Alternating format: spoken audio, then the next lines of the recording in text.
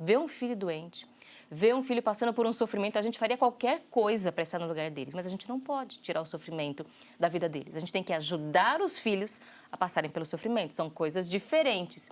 E Marilene, acho que essa, inclusive, é uma conclusão importante que a gente tem que chegar, para a gente entrar num equilíbrio, porque a gente não pode tirar as lutas da vida dos nossos filhos. É uma crítica, inclusive, que eu escuto muitos especialistas fazendo. A gente quer criar os filhos numa bolha, e isso não é saudável, não é bom para eles.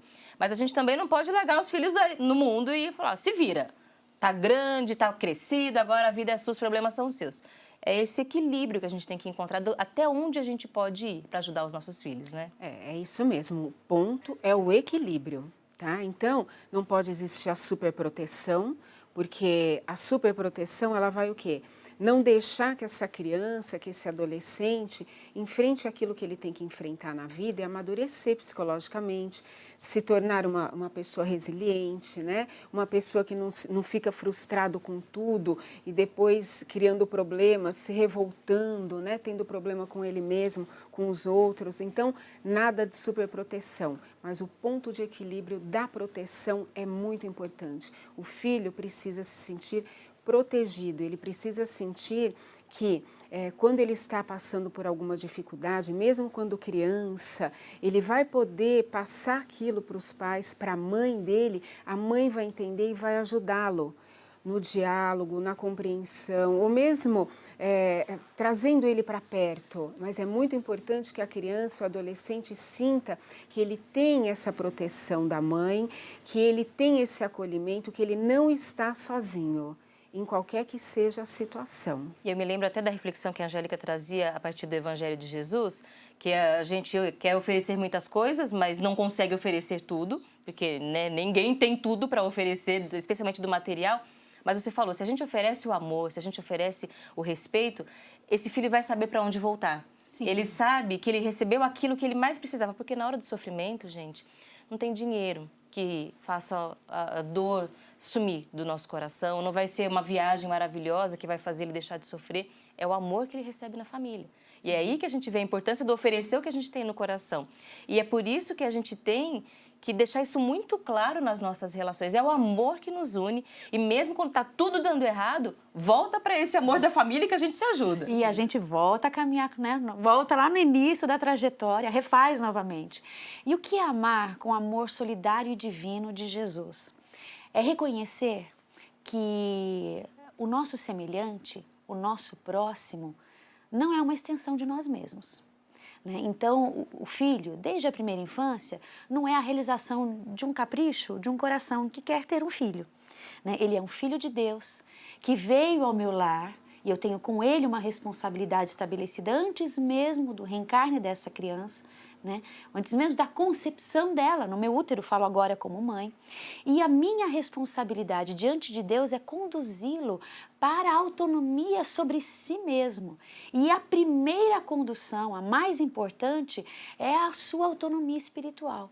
Então, quanto ajuda a criança, o jovem e depois o adulto ser por sua mãe, por sua família, pelo seu núcleo, da comunidade também, ser encaminhado para o reconhecimento de que ele é uma alma imortal, um espírito eterno, que está criança, estará jovem, com todos os desafios que o jovem vive. Por quê? Porque é fisiológico, O que acontece no cérebro de um adolescente é algo muito intenso, e aí eles são respondões, eles se impõem, eles precisam, às vezes, nos desafiar. É tudo um exercício, inclusive, bioquímico e também de maturidade emocional. E a gente vai ter paciência, vai dizer, segura o tom de voz, vamos conversar de novo, agora você está desrespeitoso, não vou conversar assim, Te desafiou, agiu errado, então, mas eu não concordo com o que você fez, não deve ser dessa maneira, vou te dar um exemplo, eu não vou te dar o sermão. O que eu observo demais é que para criança pequena, isso já vale muito, mas especialmente para a criança que está entrando na pré-adolescência, o pré-adolescente e o adolescente, não é o que a gente fala, Camila. É o que a gente faz.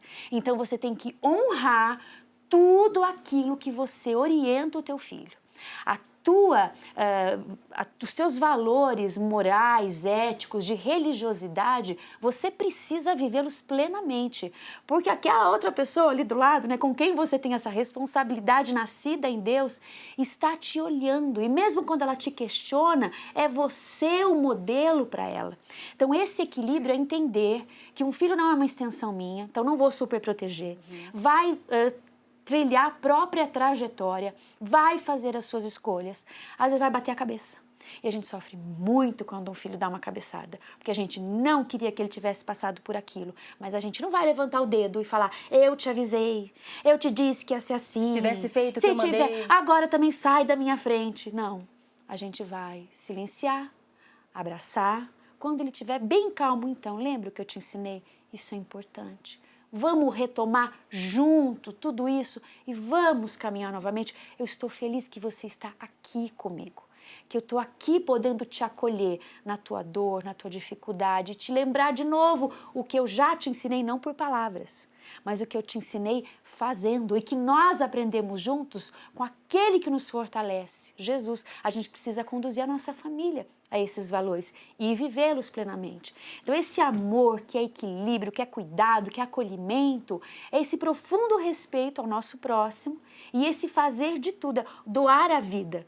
Né? O que é doar a vida? É eu colocar na minha vida aquilo que eu quero oferecer para o outro, para que ele possa se sentir, né, encorajado, tenha motivação, mobilização, tenha o meu exemplo. Isso é fundamental.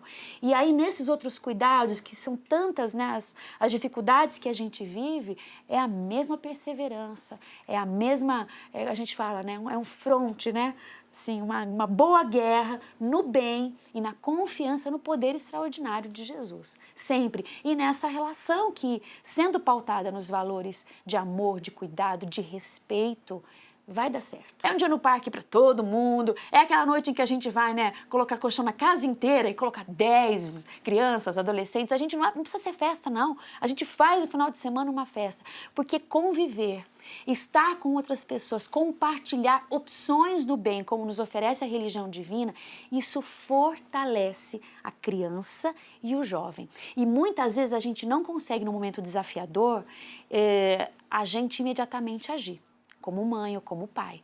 E a gente vai pelo amigo, pelo conhecido, ó, sabe, que ele dá aquela volta e ali acessar e realmente ouvir, fazer aquela escuta. Nem sempre eles se abrem pra gente de imediato. Sim. Mas através desse entorno saudável que nós, pais e mães, colaboramos e muito para que exista na vida dos nossos filhos.